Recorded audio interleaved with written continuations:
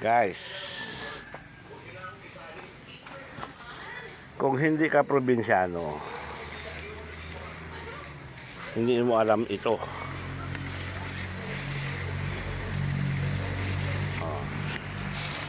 Ngayon, tanong, sino nakakaalam yan?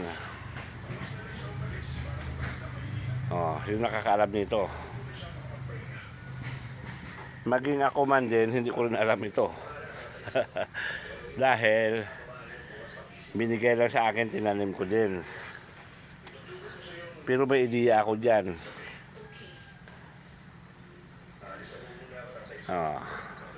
May ideya na ako dyan. Yan lang. Bigyan niyo ko ideya kung sino nakaalam nito. Pero kalahi ng luya daw. Kalahi ng luya.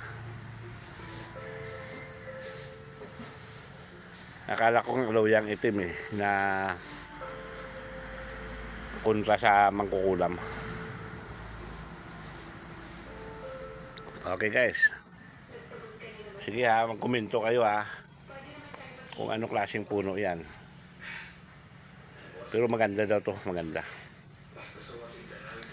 Okay, 10-4.